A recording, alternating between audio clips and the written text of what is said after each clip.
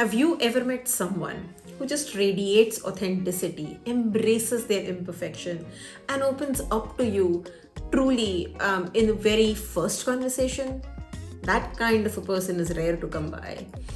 And Isabel did just that. She opened up to me in such a heartwarming way.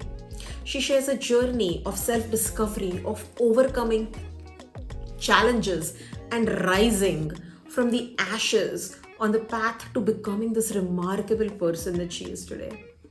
What's even more inspiring is that she continues her journey of self growth even today. And in our conversation, she fearlessly dives into some of the darker moments of her life.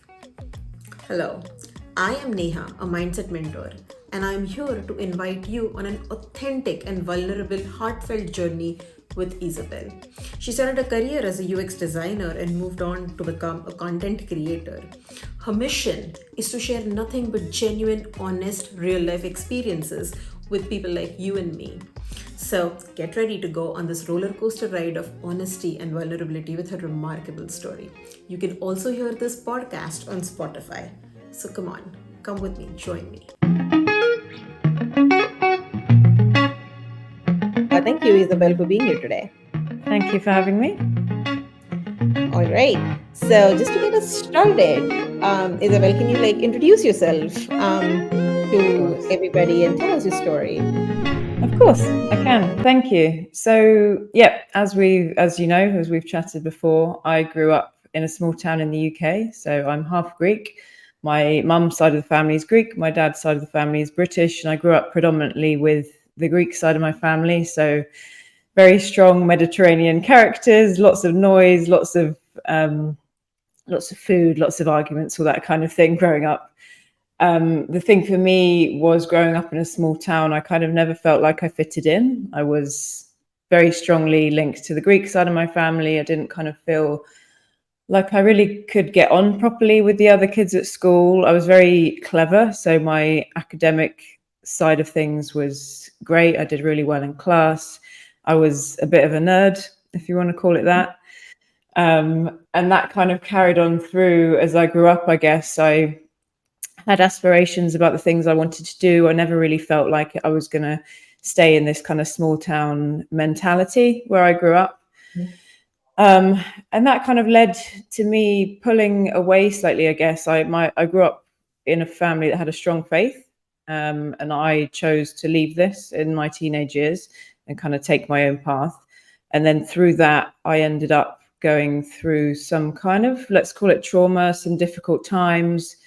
Various things happened along that path that kind of knocked my own confidence. I'd kind of spent this time up until then really relying, I guess, on my academic skills, let's say, and this kind of pushed me into kind of having to figure out who I was and grow that character, or figure out really who Isabel was, I guess. And I think we all go through that at some point in our teenage years. Yeah, for sure. I mean, based on what little I know about Greek culture, I'll say that the big fat Greek family sounds very much Oh like yeah, a big Indian family. I think so. in those days, too many people, a lot of noise, a lot of talking over, all Yeah, of that. It really exactly. relates to how people in India also grow up. So Yeah. that's great. But it does seem like you grew up with a full kind of childhood. So Mhm. and you really grounded on the fact that you were academically strong, because some people can Mhm. associate their identity to one of their Mm. strengths like that. Did that play a Mhm. role? Yeah, I think for at least in my early teenage years, that was my identity: being smart, being clever, being top of my class, and that was the way that I kind of got through life, was being smart. And when I went through, let's call it the bad times, and I fell a little bit off the rails, or a lot, you might say, I stopped going to college. I used to skip class, this kind of thing. And then all that went downhill. And that was when I suddenly lost this sense that I was top of my class, because I wasn't anymore. And then that's when kind of a snowball effect happened. And then I really completely lost, I guess, the direction as to where I was going and who I was and what I was doing, because what I'd, I guess, ridden on up till then had been taken out from under my feet. So it was certainly, reflecting back, it was an interesting time of discovery, let's call it. Yeah, it almost feels like, and it is in some ways true for me as well. Even I was really academically strong, and we somehow Mm. associate our identity so strongly with it that if that's taken Mm. away, we don't know who we are Yeah, um, exactly. anymore. Yeah. But tell me more. You've lived in many countries, right? I mean, at least in more than one country, just like me. How's that Yeah, experience for you? yeah, exactly. So I went through this time. I had, like we chatted about, ended up in therapy. I was kind of looking for help and looking for answers around this. I traveled a lot because that was kind of my, I guess, my way of escaping what was going on for me personally. And it was something that I then threw myself into. I was traveling every month, every few weeks. I would have a list of where I was going next and where I'd been, and while it was very fun and exciting, obviously for a young person. At the same time, now I look back, I realize it was just because I wasn't able to be present with myself. So it was a constant chase of looking for the next thing, the next trip, the next excitement, the next person to meet. So while it was, like I said, it was a great experience, it also kind of had to eventually come to an end, and it taught me that really what I was looking for was always going to be inside me rather than in all these trips and all these places that I visited. Yeah, that's interesting. You mentioned briefly therapy. Did Hmm. therapy help you? Did that play a large part in how you then found your path to personal growth? Or what is Mm. it that actually helped you find that path to personal growth? Yeah, sure.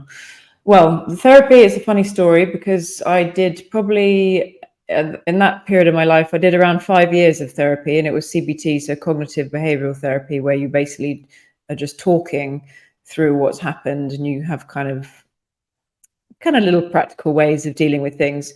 And that, for me, didn't work at all.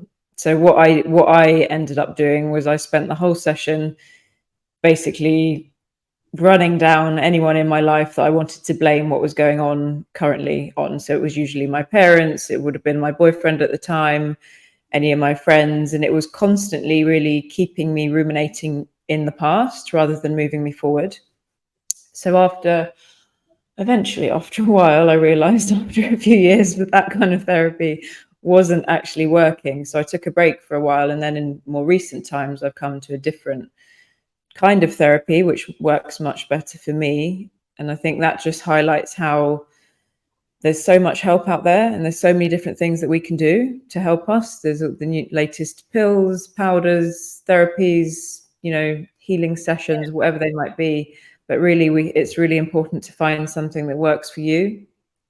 You can listen to, there's plenty of content creators, influencers, all sorts of people that tell you that this is the right way to go. But it's really, really, really, really important that you find something that is aligned with you and that works for you. Absolutely. So I'm just curious, what eventually did work for you, though? What kind of work did work for you? So it was a bit of a long way around of finding it. As I was working, I started studying a master's. So I started a master's in neuroaesthetics in psychology. And through that, I somehow stumbled upon somatic experiencing therapy. So I think it was just when I was kind of reviewing literature and documentation, I stumbled across this type of therapy that works specifically with the nervous system. And it's used to help people deal with trauma. I think it actually came about through, don't quote me on this, but I think it was to do with soldiers who'd been through PTSD in the war. And it was a Mhm. method that was used to basically help them deal with that. And it works specifically on the nervous system. It's very much focused on your body and how you feel rather than just talking about what happened. And for me, I've seen and saw the biggest changes, noticeable changes in how I was feeling, how I was able to manage confrontation, my routine, just my everyday. And for me, that's something that's been really beneficial. And I continue to go on about it on my Instagram when I can. Obviously, it may not be for everyone, but it's certainly something I've come across that's been really beneficial.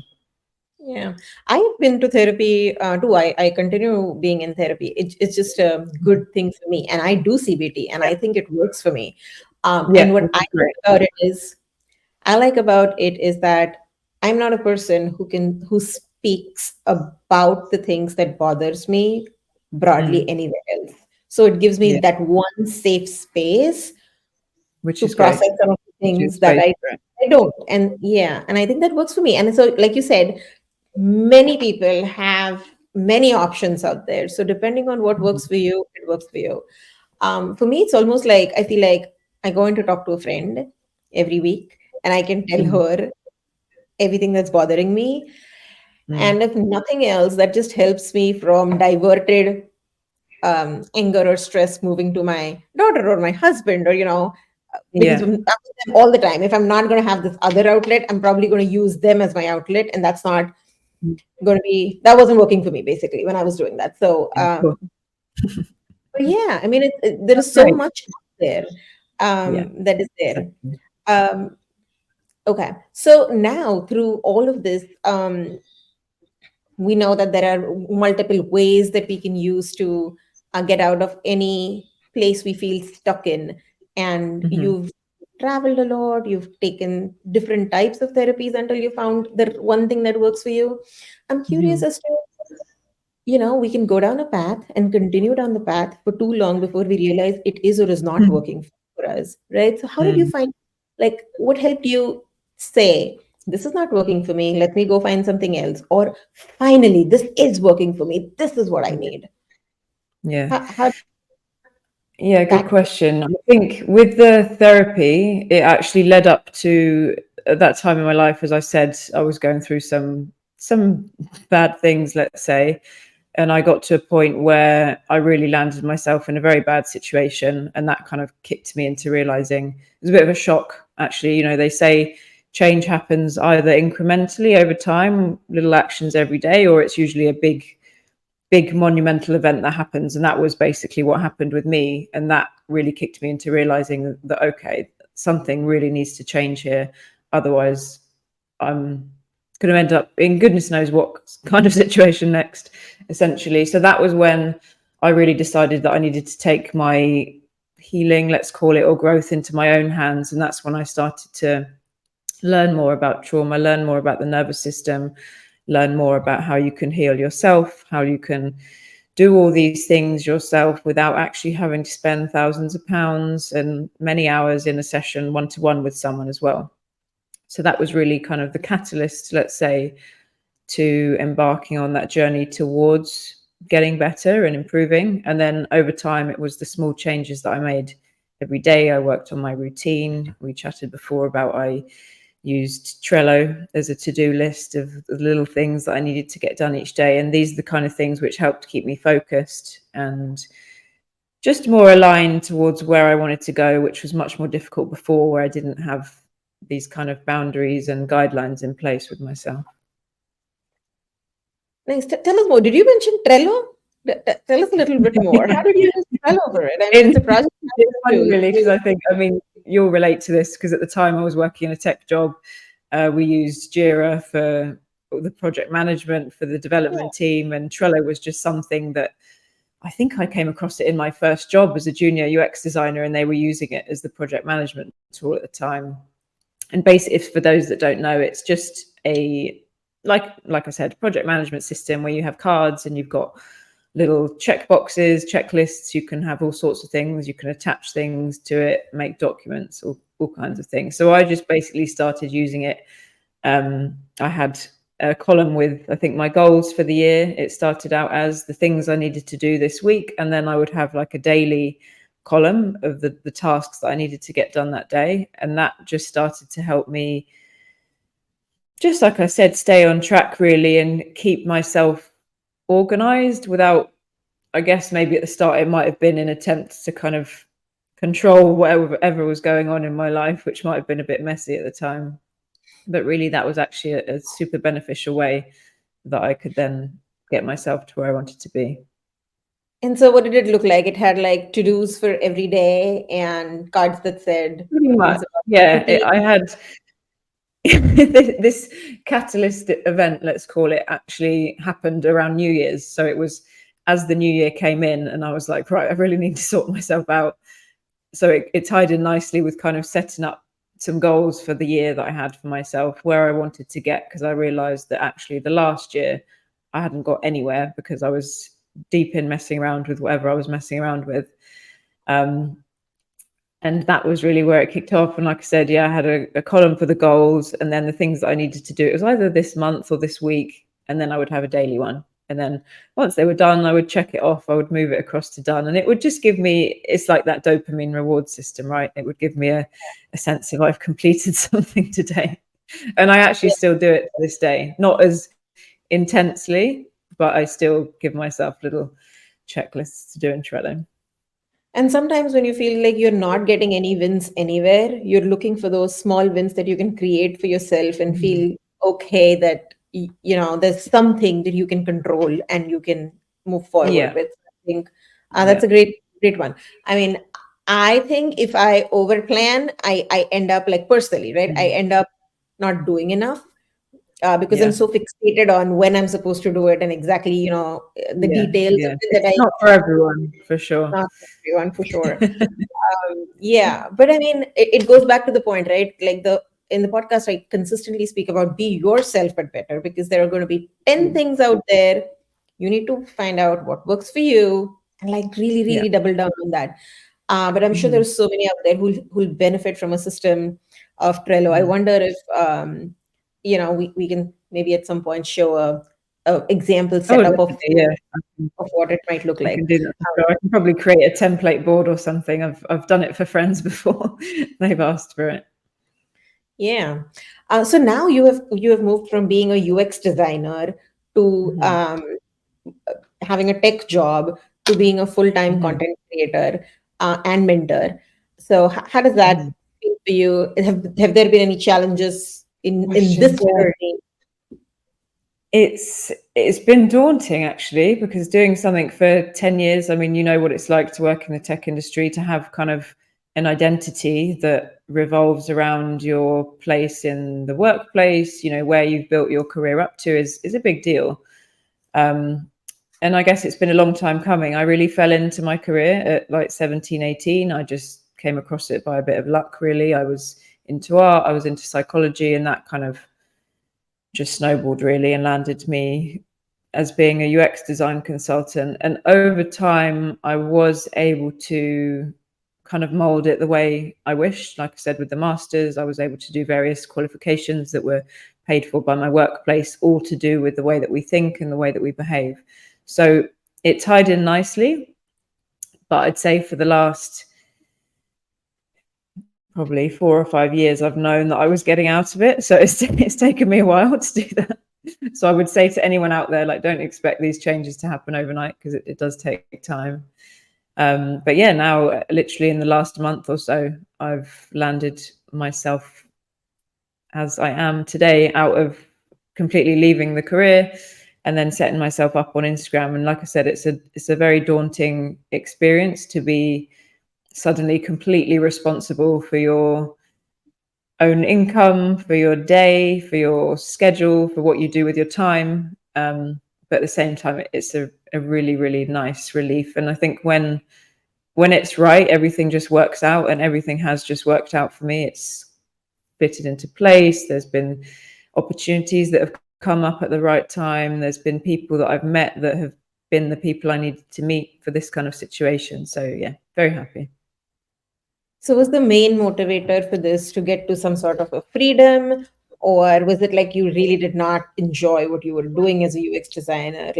Like personal growth is in its place, and then the move to making this a career is slightly different from that.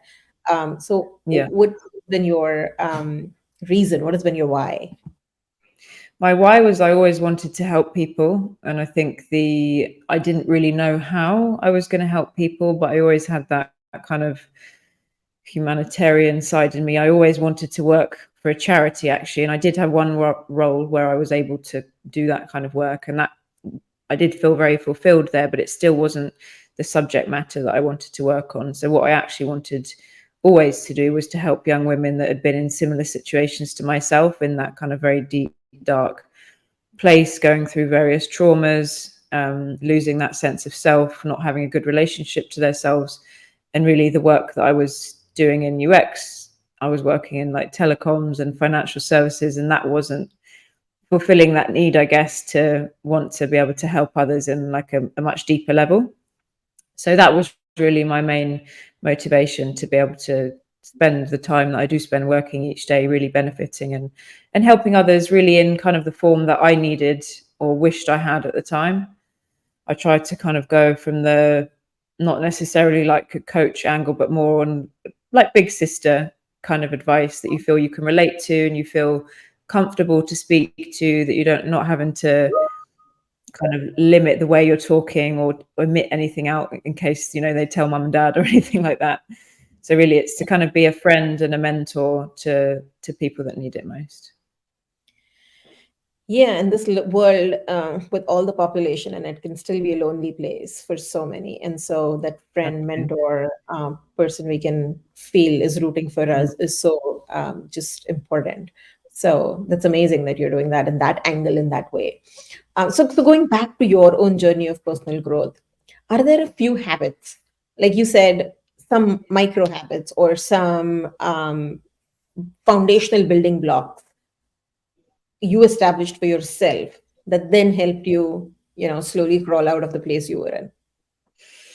Yeah. I think one belief, less of a habit, but more kind of an intrinsic belief, was realizing eventually that everything that I was looking for was actually already within me. And I think sometimes you do need the experiences, or you need the right people around you to be able to pose you kind of with the correct questions to really uncover those answers that are already hiding there. There's one illustration I always like to use. There's a place in Greece called Delphi, and it was where supposedly there was an oracle that would answer people's questions. And on the oracle, I believe, is written, it's gnothi savton, I think it says, and that means know thyself in Greek. Mm-hmm. And it was basically pointing to the fact that people would travel from all over the world to find answers going into the oracle, whereas in reality, all the answers that they were looking for are actually within them already. So that's just something that I try Yeah. and stick to when maybe things are feeling overwhelming or stressful, and I'm wondering, what I need to do next. Then actually, I just take some time out with myself to kind of just be present and realize that, I do know where I'm going. I do know myself, and I'll figure it out. Yeah, and that's all you really need to know, Yeah, yourself. exactly. Um, Yeah. that's so big, right? Because we seek for happiness, we seek for comfort outside, we get lost in the material things we Yeah. see, but really, all of that really is within ourselves. Like the real things that matter are already accessible to us, no matter what. Mm. Yeah, and we're Um, constantly bombarded, I think, especially with social media, Instagram, whatever else it is, TikTok. It's basically constantly looking at what other people are doing and looking for advice outside of ourselves. And so little of the time we're encouraged to actually just go within and be able to just sit with ourselves and take some time out. And I think that is one of the most important things that I have learned to do over time. yeah. And then on your path now, from being in that Mm. Greek family to now feeling like empowered, you know yourself, you know what you're doing. Um, there are a lot of people who are still there. What advice might you have for people who are in that similar space and they want to find their way to finding themselves? Mm. I think to get up and get moving is very, very important. It may not necessarily be your location. Like obviously I got up and I left the UK and I moved to Greece. That's a story for another day.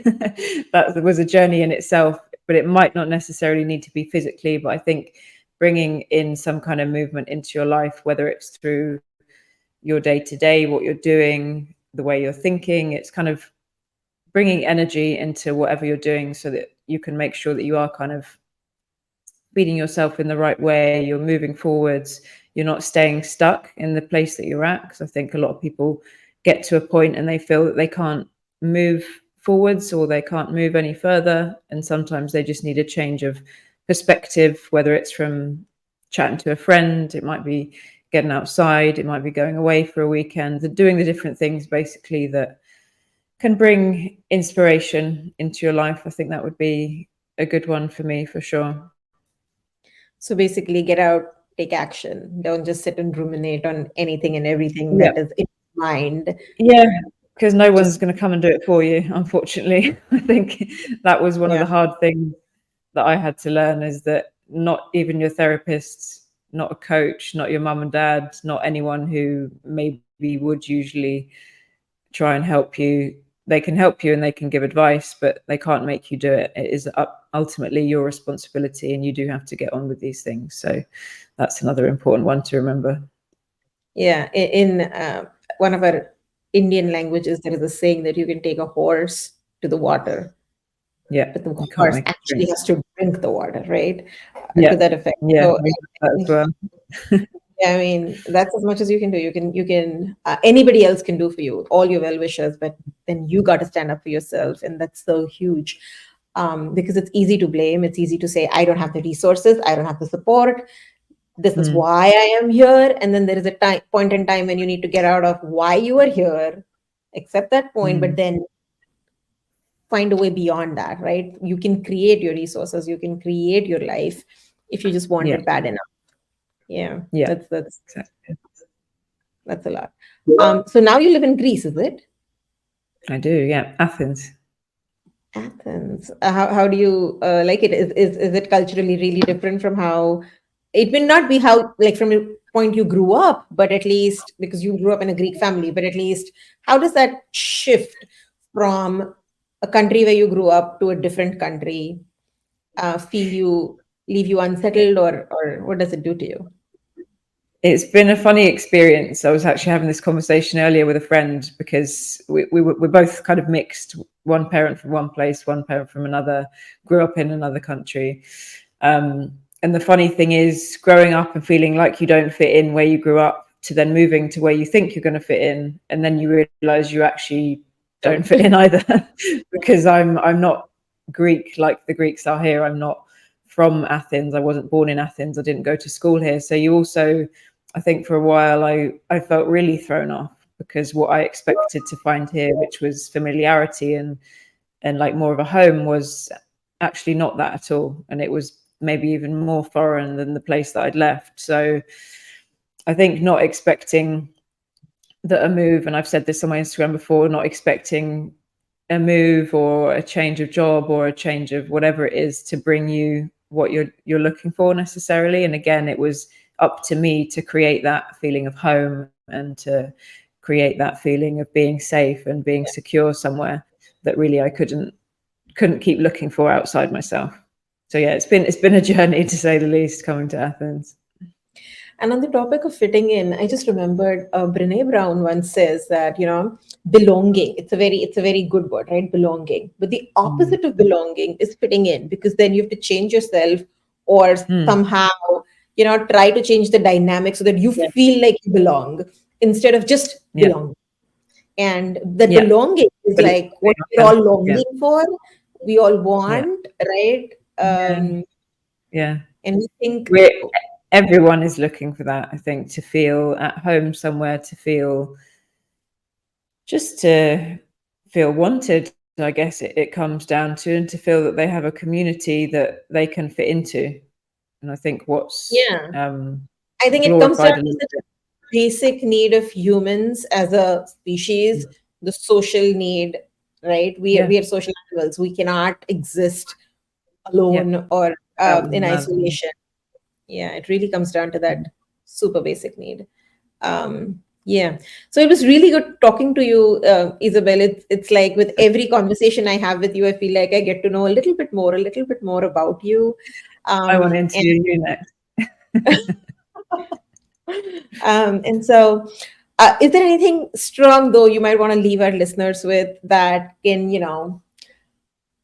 you've already given us lots of nuggets of advice here and there, but if there is anything else, anything that is any ritual that you'd followed, any person that you follow, any book that you've read, anything that, leaves Mm. the listeners on a path to their self growth, or somehow Mm. gives them that acceleration. Yeah, I think following off what were just speaking about, a really important one that I've learnt recently, and I think resonates, I've spoken about it with my audience as well, is how we don't have to be alone to heal. I think nowadays it gets glorified a lot that you need to be on your own, you can't be with a partner, you need to take time away from people, you need to cut people off. And I think that's actually exactly the opposite of what we need as humans. Like you said, we are social creatures, we need each other to survive. And I see a bit of a worrying trend almost, that it's kind of glorified to be, in your 30s alone, cut off from everyone that you know because they're toxic and all the rest of it. And while that is necessary in some cases, I think it's really important that we recognize the value in connection with other people, even if it is, over Zoom, like you and I, over a video call, whether it's in person, whether it's just getting outside and being around other people.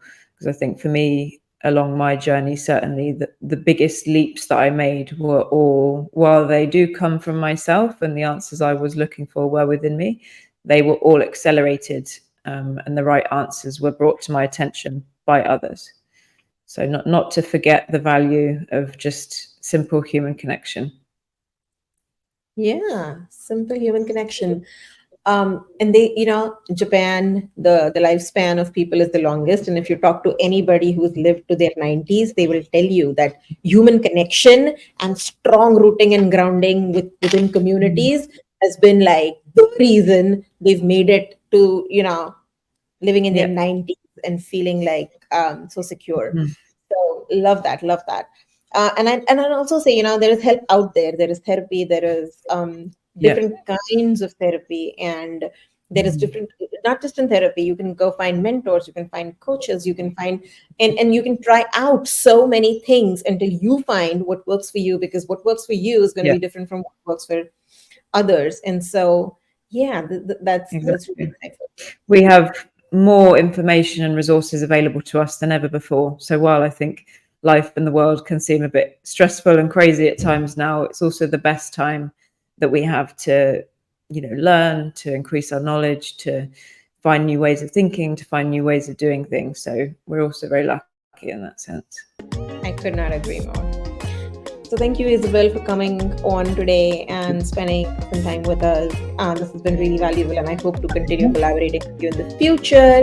But for now, for anybody interested, I'll leave our Instagram handles, both my Inspire with Neha and yours, in the description box below, so they can continue to follow us and be together with us on our journeys. Perfect. Thank you, Neha. Thank you.